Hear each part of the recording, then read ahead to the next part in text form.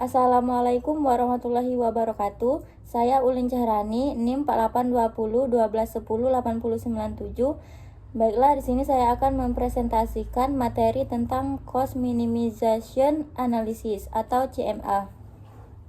CMA merupakan analisis farmakoekonomi yang dilakukan dengan membandingkan dua atau lebih pilihan terapi untuk menentukan biaya terapi yang paling minimal dan ekonomis bagi pasien dengan menjumlahkan seluruh biaya yang dikeluarkan pasien dan berlaku jika manfaat yang diperoleh sama.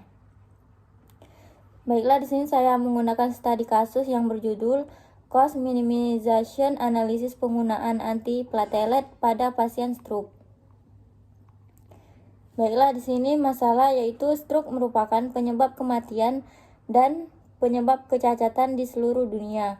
Dalam waktu dekat, penyakit cerebrovaskular akan meningkatkan karena penuaan dan perubahan gaya hidup yang merugikan di seluruh dunia. Pengobatan antiplatelet dapat mengurangi volume dan rusak oleh iskemia dan mengurangi resiko awal kematian. Penyakit stroke mewakili beban keuangan yang besar pada sistem perawatan kesehatan pada pasien, keluarga, atau masyarakat. Tujuan penelitian ini adalah untuk menganalisis biaya paling minimal dari penggunaan antiplatelet pada pasien stroke.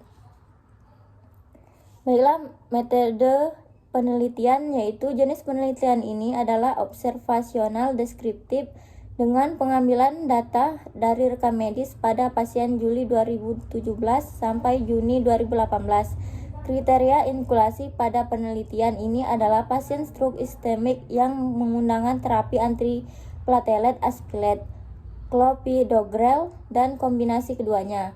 Data diambil dari rekam medik pasien yang meliputi diagnosis lama rawat inap, penggunaan antiplatelet atau jenis obat, dosis, interval, dan cara pemberian.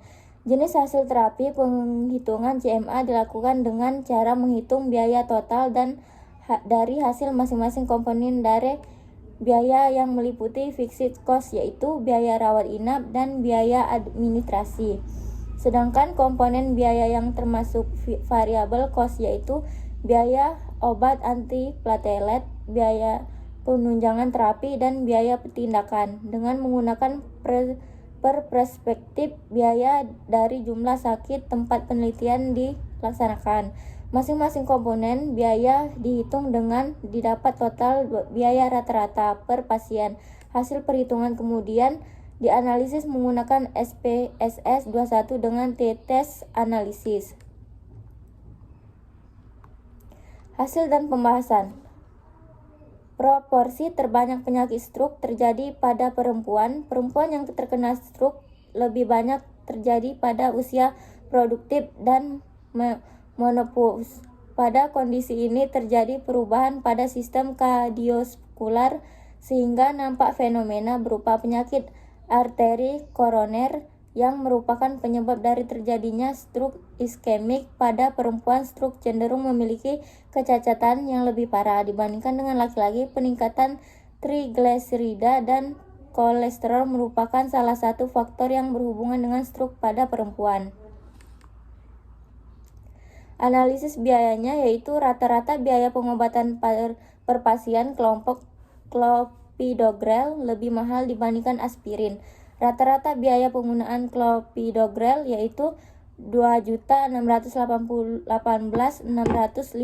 dan aspirin 2.168.957 sehingga nilai selisih antara kedua sebesar 446.754.43.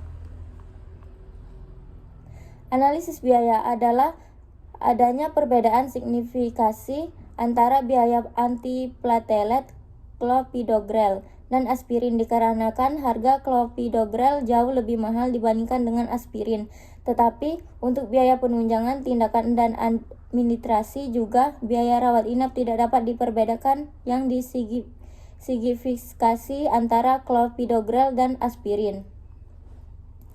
Kesimpulannya yaitu analisis minimalisis biaya atau cost minimization analysis atau CMA adalah membandingkan kedua atau lebih pilihan dengan tingkat efektivitas yang sama untuk mencari mana yang membutuhkan sumber daya paling sedikit dan teknik yang didesain untuk melakukan pilihan di antara beberapa alternatif yang mungkin dilakukan dengan mendapatkan outcome yang setara dan melakukan identifikasi biaya yang dibutuhkan atau dikeluarkan dari alternatif-alternatif tersebut.